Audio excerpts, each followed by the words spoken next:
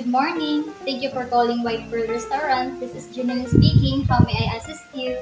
Hi, I'd like to make a reservation. Certainly, ma'am. May I know the date and time you prefer? Today at 5 p.m. Great. May I have your full name, please? My name is Queen Desales. Thank you. And for how many people will the reservation be? A table for four, please. All right, ma'am. Please hold for a moment while I check our availability. Sure, take your time.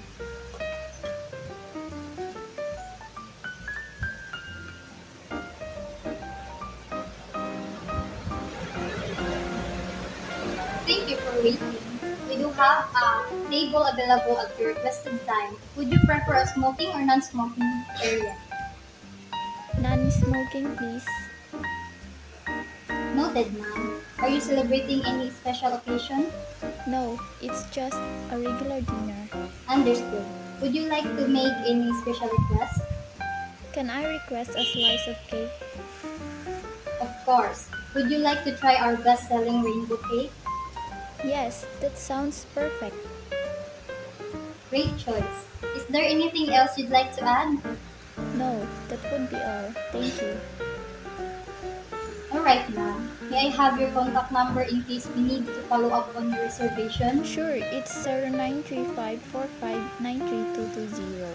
Thank you, ma'am. To confirm, that's our reservation for today at 5 p.m.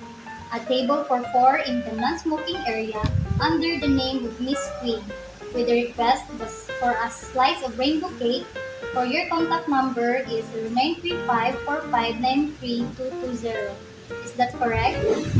Yes, that's correct. Perfect. Thank you for your reservation, ma'am. We look forward to welcoming you and your guests later. Have a wonderful day.